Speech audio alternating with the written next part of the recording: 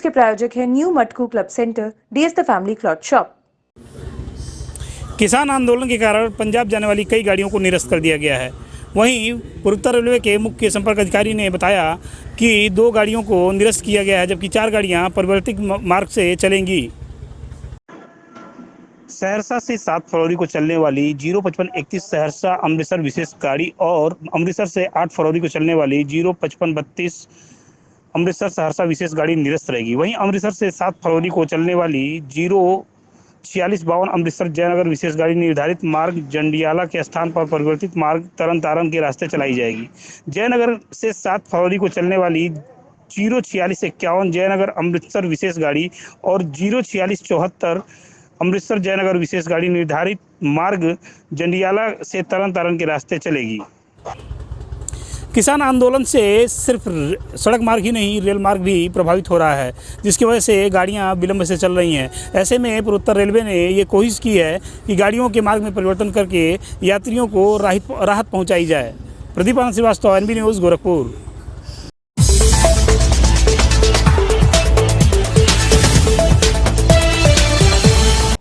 History sheeter mafia Vinod Upadhyay के साथ साथ उसके सहयोगियों की संपत्ति का ब्यौरा भी अब पुलिस टीम जुटाएगी।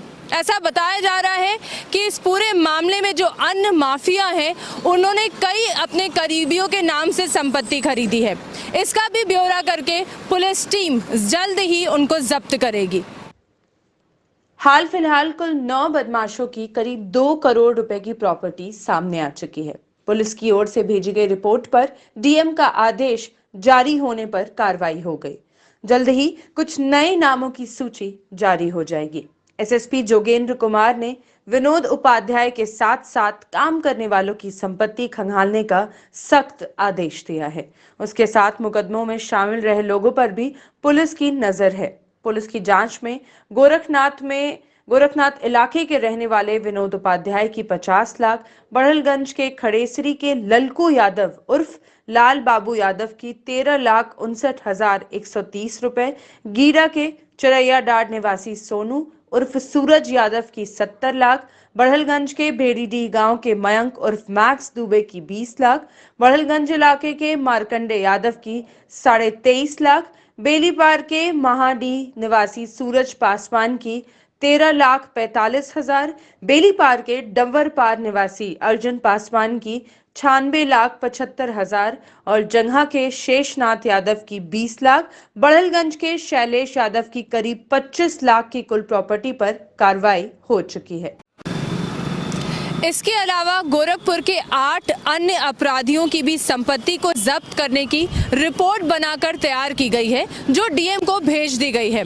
इसी के साथ आपको बताना चाहूंगी कि प्रदेश को एक अपराध मुक्त बनाने का जो दावा मुख्यमंत्री ने किया था, ये इसी नजरिए से इस पूरे मुहिम को देखा जा रहा है।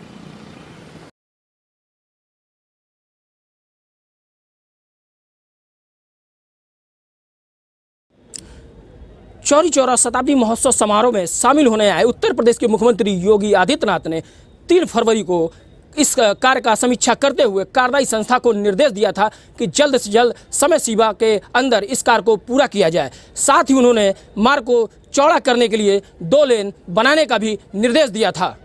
एनबी न्यूज के लिए गोरखपुर से गोविंद कुशवाहा। शनिवार को गोरखपुर के कमिश्नर जयंत नालिकर ने जिले के अफसरों के साथ राजघाट के निर्माण कार्यों का निरीक्षण किया। इस दौरान उन्होंने नदी में मिलने वाले नाले के निर्माण कार्य को जल्द शुरू कराने का भी निर्देश दिया। उन्होंने कहा कि नदी में नाले का पानी गिरने से पहले उसका बायो ट्रीटमेंट करने की व्यवस्था की जाए। कमिश्नर ने निर्देश दिया कि घाट तक आने वाली सड़क का निर्माण करने के साथ ही उसके अतिक्रमण को भी हटाया जाए। उन्होंने घाट में प्रवेश मार्ग पर गेट बनाने का भी निर्देश दिया। बताते चले कि राप्ती नदी के किनारे निर्माणाधीन राजघाट और रामघाट का काम 10 फरवरी को पूरा करने का निर्देश मुख्यमंत्री ने दिया था। उत्तर प्रदेश के गोरखपुर जिले में भगवान शिव की 30 मीटर की ऊंची प्रतिमा लगाई जाएगी, जिससे गोरखपुर की सुंदरता पर भी 4 चांद लग जाएगा। बड़हलगंज के मुक्ति पथ पर जो प्रतिमा लगी थी, उसी की तर्ज पर राप्ती के राजघाट तट पर यह मूर्ति स्थापित की जाएगी।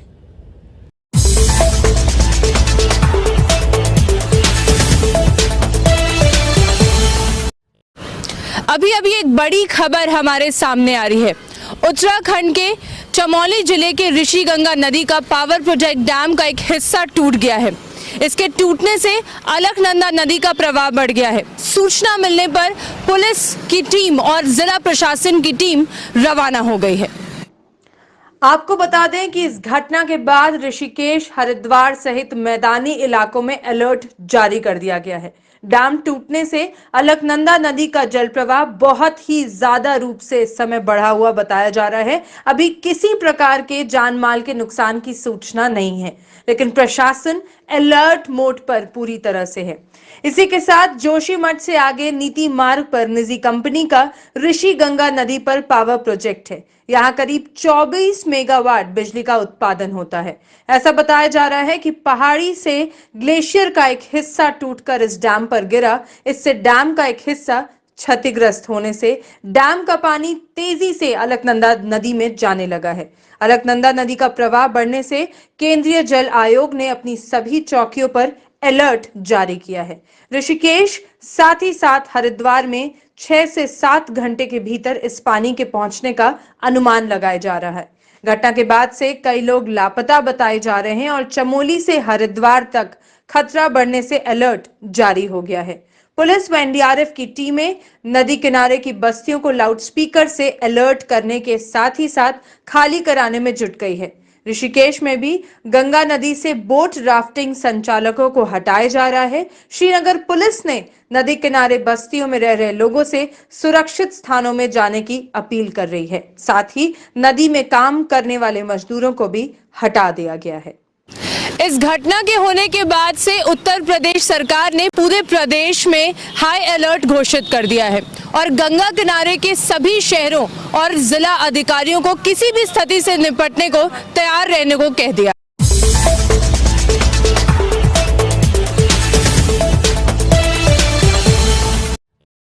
कायस्थ समाज के सबसे बड़े कुल देवता चित्रगुप्त भगवान के मंदिर में आज मंदिर से जुड़े हुए नए कार्यकारिणी का हुआ शपथ ग्रहण।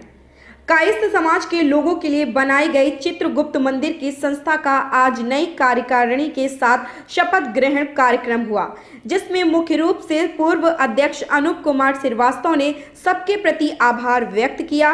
वहीं दूसरी तरफ कला साहित्य अकादमी के राकेश श्रीवास्तव एवं स्वर सागर से सुनीता श्रीवास्तव ने कार्यकारिणी के महत्व को बताया। वहीं दूसरी तरफ विजय श्रीवास्तव ने कायस्थ कार्यकारिणी की बैठक पर सबको बधाई दी एवं शपथ ग्रहण की बहुत सारी शुभकामनाएं भी दी। इस अवसर पर मुख्य अतिथि के रूप में एडीजे के साथ सुभाष दुबे एवं तमाम गणमान्य कायस्थ समाज के लोग। मंदिर सभा का जो नवनिर्वाचित पदाधिकारी कार्यकारिणी का गठन हुआ है, उसका आज शपथ ग्रहण समारोह है, जिसमें शहर के कोने कोने से चित्रांश बंधु और सभी समाज के लोग इस शपथ ग्रहण समारोह में आए हुए हैं। मुख्य अतिथि के रूप में एडीजे फर्स्ट अभय प्रकाश श्रीवास्तव जी हैं। कौन कौन लोग शपथ ग्रहण में शपथ लेंगे आज की डेट में पूरी कार्यकारिणी शपथ लेगी, लेकिन विशेष करके नवनिर्वाचित अध्यक्ष और अनिल कुमार श्रीवास्तव जी और मंत्री चंद्र प्रकाश श्रीवास्तव जी आज शपथ लेंगे। क्या नाम है? मेरा नाम विजय कुमार श्रीवास्तव है।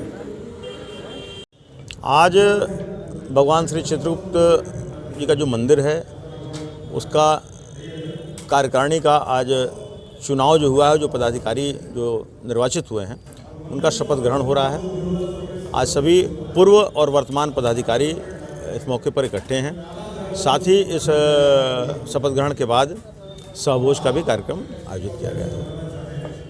कब से इस मंदिर का जो है अस्तित्व कब से है और इस मंदिर का उद्धारीकरण और जो सुंदरीकरण वो कब तक है? मंदिर का अस्तित्व तो मुझे लगता है कि लगभग 50 वर्ष से ऊपर हो गया और तब से निरंतर हमारा चित्रांश सभा